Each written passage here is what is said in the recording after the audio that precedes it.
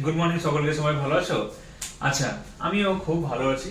আচ্ছা, প্রথমে এক কাজ করো, আমাকে দেখে বলো তো যে আজকে তোমাদের ক্লাসে কতজন স্টুডেন্ট এসছে, কতজন ছাত্র এসছে, আমাকে একটু গুনে বলে দাও সবাই। হ্যাঁ, সবাই সবাই গুনো, তাহলে খুব ভালো হবে। হ্যাঁ, সবাই বলতে পারবে। আচ্ছা, গুনে নিয়েছো, বলো কতজন স্টুডেন্ট এসছে? 20 জন এসছে। বাহ, খুব ভালো বলেছো। আমাদের ক্লাস আজকে এসছে কত? 20 জন স্টুডেন্ট এসছে, খুব ভালো এসছে। বেশ, আচ্ছা এবার দেখো তো আমাদের ক্লাসে কতগুলো তোমার বেঞ্চ রয়েছে। বেঞ্চ কতগুলো আছে? 4টি বেঞ্চ আছে। বাহ, বেশ। আজকে আমরা কি করব, যে এই যে 4টি বেঞ্চ আছে না, এই 4টি বেঞ্চের সমান সংখ্যক ছাত্রদেরকে আমরা বসানোর চেষ্টা করব। ঠিক আছে? এই যে সমান সংখ্যক বাচ্চাদেরকে বসানোর চেষ্টা করব, সেই বসানোর চেষ্টা করতে গেলে আমাদেরকে কি করতে হবে বলো তো?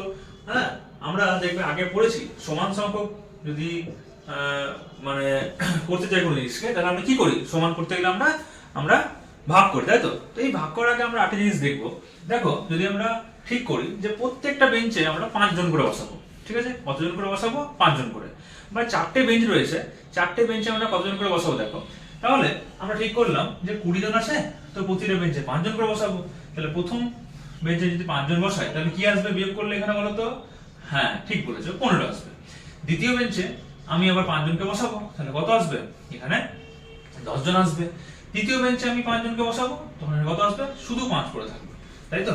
আবার চতুর্থ বেঞ্চে আমি 5 জনকে বসালে লাস্টে 0 পড়ে থাকবে। তা দেখো, এখানে একটা, দুটো, তিনটে, চারটে বেঞ্চে 5 জন 5 জন করে বসে গেল। তাহলে তাহলে এই যে 4টে বেঞ্চ ছিল, এই 4টে বেঞ্চে যদি আমি ভাগ করি 20 কে 4 দিয়ে, তাহলে উত্তর কত আসবে? 5 আসবে, তাই তো? তাহলে আমরা 5 বুঝতে পারলাম। ওই জিনিসটা আমরা এখানে করে দেখলাম। এটা তোমরা আগে শিখেছো যে যোগের সবথেকে সহজ পদ্ধতি কি গো? ভাগ, তাই তো? তাহলে এটাই আমরা এখানে করেছি। কিন্তু এই যে যখন ভাগ আমরা করি, আমরা কি করে ভাগ করি গো? এই যে 20, এই 20 কে আমরা কি দিয়ে ভাগ করছি? 4 দিয়ে ভাগ করছি, ঠিক তো? যখন আমরা ভাগ করি, তখন আমরা ভাগের বিভিন্ন অংশগুলো সম্পর্কেও জানবো। আজকে আমরা এই ভাগের যে অংশগুলো রয়েছে সেগুলো সম্পর্কে আমরা দেখে নেবো একবার। হ্যাঁ, আচ্ছা, এখানে আমরা কি লিখবো? একক লিখবো, এখানে আমরা দশক লিখবো, ঠিক আছে? দেখো, প্রথমে কি আছে? 2 আছে। আর 2 4 থেকে কি বড়? ছোট না বড়? ছোট। তাহলে কিন্তু ভাগ যাবে না। তাহলে আমাদের কি এই শূন্যের সাহায্য নিতে হবে। যখন আমরা শূন্যের সাহায্য নেব, তখন আমরা কি করবো? ভাগটা করতে হবে। তখন 20 হয়ে যাবে, এটা বড় সংখ্যা হয়ে যাবে। তাহলে 4 5 দিয়ে গুণ করলে কত হবে? 4 5 এ 20। এইবার এখানে আমরা বিয়োগ করে দেবো, তাহলে 0 0। এখানে কি আসবে? উত্তর আসবে 0। তাহলে এইখানে আমরা লিখলাম হচ্ছে 5। তাহলে আমাদের উত্তর পেয়ে গেলাম 5 এখানে আমরা। কিন্তু তোমরা কি কোনদিন ভেবে দেখেছো, এই যে আমরা 5 লিখলাম, এই যে 4 লিখলাম, এই যে 0 লিখলাম, হ্যাঁ, এগুলো তো কোনো নাম আছে, যেমন তোমাদের প্রত্যেকের নাম আছে, তো এদেরও কিছু কিন্তু নাম রয়েছে। হ্যাঁ, এই নামগুলো কি? দেখো, এই যে এখানে 5টাকে আমরা পেয়েছি, এই 5-এর একটা নাম রয়েছে। এই যে 20 সংখ্যাটাকে আমরা পেয়েছি, এখানে এর একটা নাম রয়েছে। আর এই যে 4 রয়েছে, এর একটা নাম আছে। আর এই যে সংখ্যাটা এখানে রয়েছে, এই সংখ্যাটার কি রয়েছে? একটা নাম আছে। তাহলে এই যেটা রয়েছে, এইটা হচ্ছে, এটার নাম হচ্ছে কি বললাম? ভাজ্য, ঠিক আছে? ভয়াকার বর্গীজয় যথা ভাজ্য, ঠিক আছে?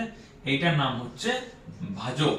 কি নাম বললাম? বলো আমার সঙ্গে, ভাজক। ঠিক, এইটার নাম কি গো? এটার নাম হচ্ছে ভাগফল, মনে থাকবে। আর এইটার নাম হচ্ছে ভাগশেষ, ঠিক আছে? তোমরা একবার দেখে নাও বোর্ডটাতে কি লিখেছি আমি। মাঝখানে যেটা, সেটা তোমার হচ্ছে কি? মাঝখানেটা হচ্ছে তোমার ভাজ্য। হ্যাঁ, এটা ভাজক। আর উপরে যেটা থাকলো সেটা হচ্ছে ভাগফল এবং ভাগশেষ। তাহলে এই ভাজ্য, ভাজক, ভাগফল, ভাগশেষ এগুলো কি? তাহলে আমরা জেনে নিই। হ্যাঁ, 4টে জিনিস আমরা পেয়েছি। একটা হচ্ছে ভাজ্য। তাহলে ভাজ্য কাকে বলবো গো? বলো তো আকাশ, ভাজ্য কাকে বলবো? এটা দেখে বলবে। বলো। যে সংখ্যাকে ভাগ করা হচ্ছে তাকে বলবো কি? ভাজ্য, ঠিক আছে? আচ্ছা, দ্বিতীয় ভাজ্য কাকে বলবো? বলো বিদিশা। হ্যাঁ, দেখে বলো, যে সংখ্যা দিয়ে ভাগ করা হচ্ছে সেটাই হচ্ছে ভাজক, হলো? বেশ। 3 নম্বর হচ্ছে ভাগফল। তাহলে ভাগফল কাকে বলবো গো? বলো। যে সংখ্যা, হ্যাঁ, ভাগ করে যে সংখ্যা পাওয়া যাচ্ছে, তাই তো, তাকে বলবো আমরা ভাগফল। আর লাস্টে রয়েছে ভাগ করে যেটা পড়ে থাকবে, হ্যাঁ, শেষে, তাকে বলবো আমরা ভাগশেষ। এখানে ভাগশেষ কি? 0। তাহলে এখানে ভাগশেষ কিন্তু কি রয়েছে? 0। হ্যাঁ, তাহলে মনে থাকবে তোমাদের আজকে আমরা কি কি বললাম? ভাগের বিভিন্ন অংশগুলো সম্পর্কে জানলাম। একটা হচ্ছে ভাগের ভাজ্য, ভাজক, ভাগফল, ভাগশেষ। এই যে শ্রেণীগুলো জানলাম, এগুলো তোমাদের কিন্তু কি হবে? পরবর্তী দিনে কাজে লাগবে, ঠিক আছে? তাই তোমাদেরকে এটা মনে রাখতে হবে, ঠিক আছে? তোমাদের মনে থাকবে। ধন্যবাদ। তাহলে আজকে আমরা এটুকুই বললাম। কালকে আমরা এর সম্পর্কে আরো অধিক জানবো বা আরো